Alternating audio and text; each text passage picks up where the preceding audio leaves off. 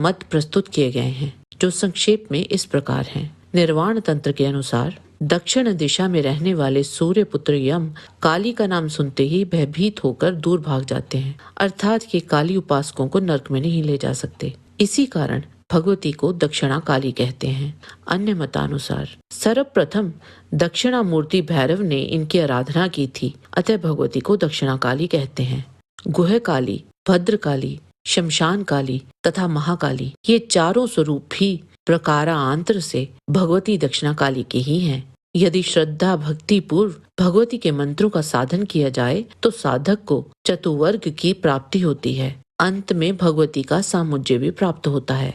जो साधक काली की उपासना करता है वह वाक सिद्धि प्राप्त करता है। उसके शत्रु केवल दर्शन से निर्बल हो जाते हैं। दक्षिणा काली की संपूर्ण साधना साधक को अद्वितीय तेज, सिद्धि और मोक्ष प्रदान करती है। शमशान काली, भगवती काली को शमशान वासिनी कहा गया है। शमशान का लौकिक अर्थ है जहाँ मृत प्राणियों के शरीर जलाए जाते हों, परंतु देवी के निवास स्थल के संबंध में शमशान शब्द का ये अर्थ लागू नहीं होता है। पंच महाभूतों का चिद ब्रह्मा में लय होता है। भगवती आद्या काली चिद ब्रह्मा स्वरूपा है। जिस स्थान पर पंचभूत अर्थात पृथ्वी, जल, वायु, तेज और आकाश लय हो वही शमशान है और वही भगवती का निवास है।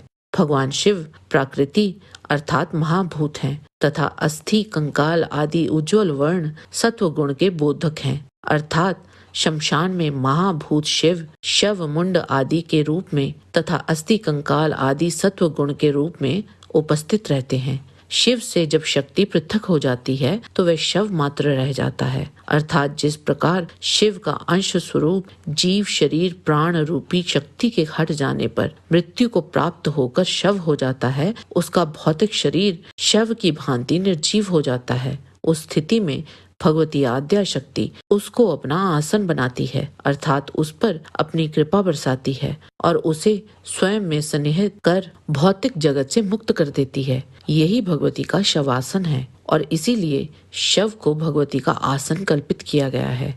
वाराही तंत्र में शमशान काली की उपासना को अत्यंत गोपनीय माना गया है। कहा गया है कि इनकी साधना बिना दीक्षा और गुरु परंपरा के करना घातक हो सकता है। ये देवी तंत्र मार्ग के लिए महामंत्र शक्ति का स्वरूप है। उन्हें ही तामसी काली कहा गया है, जो अविद्या को नष्ट कर परम विद्या का द्वार खोलती हैं। बृहद धर्म पुराण में उल्लेख मिलता है कि शमशान काली की उपासना केवल उन्हीं को करनी चाहिए जो भोग और भय दोनों को जीत चुके हों। इनकी उपासना से रोग, शत्रु, तांत्रिक बाधाएं और मृत्यु का भय समाप्त हो जाता है। भद्रकाली, इन्हें दक्ष यज्ञ विनाशिनी के रूप में माना जाता है। शिव पुराण के अनुसार सर्वप्रथम इनकी उत्पत्ति तब हुई जब देवी सती ने अपने पिता दक्ष के यज्ञ में अपमानित होकर आत्मदाह किया था।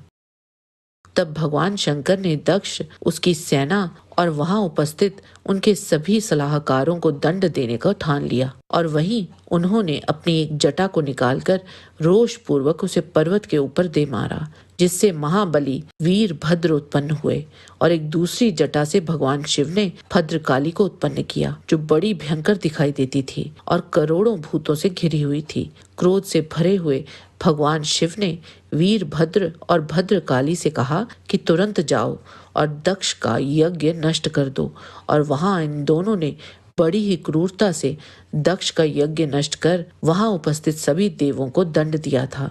विभिन्न कल्पों में देवी दुर्गा के विभिन्न रूपों द्वारा असुरों का वध वर्णित है। श्वेत लोहित कल्प में महिषासुर और दारुकासुर का वध भद्रकाली द्वारा किया गया था। यह तथ्य कुछ शाक्त ग्रंथों और स्थानीय परंपराओं में मिलता है। यद्यपि देवी महात्म्य में महिषासुर मर्दिनी का एकीकृत रूप वर्णित है। प्रत्येक कल्प में देवी की लीलाएं भिन्न भिन्न रूपों में प्रकट होती हैं। कुछ शाक्त आगमों में देवी दुर्गा के 3 प्रमुख तामसिक रूपों उग्रचंडा, भद्रकाली और कात्यायनी का उल्लेख मिलता है। भद्रकाली यहाँ रौद्र और सुरक्षात्मक शक्ति का प्रतिनिधित्व करती हैं।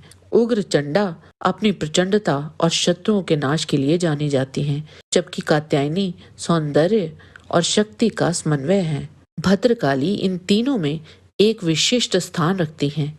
जो भक्तों को भय से मुक्ति और दुष्टों का दमन करने वाला है। माँ भद्रकाली माँ मातंगी की बहन है, जो श्रीकुल परंपरा से संबंधित है। इस प्रकार माँ भद्रकाली भी माँ ललिताम्बिका का ही एक स्वरूप है। देवी भागवत के अनुसार माँ भद्रकाली मणिद्वीप में देवी के साथ निवास करती हैं और वे शाश्वत हैं। वे अपनी लीलाओं का संचालन करने के लिए अनेक माध्यमों जैसे भगवान रुद्र की जटा से प्रकट होना से लेकर अनेक रूप धारण करती हैं। महाकाली समय और आकाश की सीमाओं से परे हैं। उनका स्वरूप केवल मुझे बेहतर तलवार चाहिए, फिर उस गांव जाना होगा जहां तलवार बना देवी नहीं, समस्त सृष्टि की आदि और अंत का रहस्य है। उनके शाश्वत साथी महाकाल हैं, जो स्वयं काल और मृत्यु से परे माने जाते हैं। महाकाली ही चंडी विद्या हैं और प्रधानिक रहस्य में वे आदिम ऊर्जा हैं। वैकृतिक रहस्य में वे 10 हाथों 10 मुखों और 10 पैरों वाली योग निद्रा है। देवी महात्म्य के प्रथम अध्याय में महाकाली को विश्व रूपिणी शक्ति रूपा के रूप में वर्णित किया गया है। 10 मुख 10 भुजाएं और 10 चरणों वाली उनके हर हाथ में विभिन्न देवताओं के आयुध हैं, जो ये दर्शाते हैं कि सभी देव शक्तियां उन्हीं से उत्पन्न होती हैं। एक मुखी रूप में भी उनको 10 भुजाओं के साथ ही दर्शाया जाता है। वो महामाया महाकाली ही थी, जिन्होंने भगवान विष्णु की मधुकैटभ का वध करने में सहायता की थी।